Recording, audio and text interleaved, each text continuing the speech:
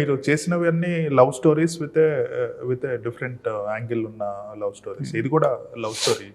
దీంట్లో love story is one of the sub plot. Main stories star and fan. So ఈ type subject ఇంతవరకు రాలేదు Indian screen.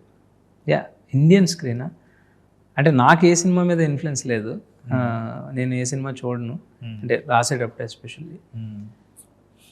అంటే చాలా తక్కువ వచ్చినాయి ఈ టైప్ది, బట్ స్టార్ ట్రైంగ్ టు అంటే అందరూ చేసిన నాకు గుర్తున్న 4-5 సినిమాలు కూడా ఏంటంటే అండి, ఏదో మలయాళంలో ఒక సినిమా వచ్చింది, తమిళ్లో ఒక చైల్డ్ అనే ఫిల్మ్ వచ్చింది, హిందీలో ఫ్యాన్ అని ఒకటి వచ్చింది.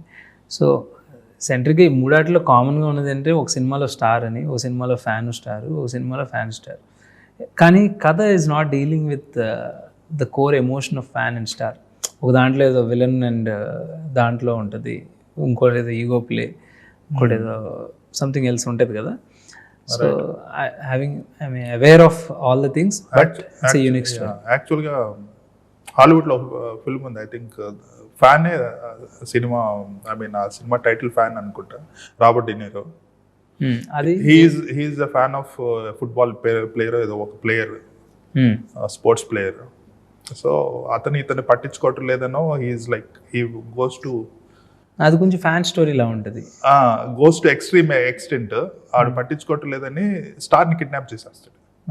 అది స్టోరీ. అదే కదా షారుఖ్ ఖాన్ గారు చేసిన సినిమా కొంచెం చాలా దగ్గరగా ఉంటుంది ఆ సినిమా.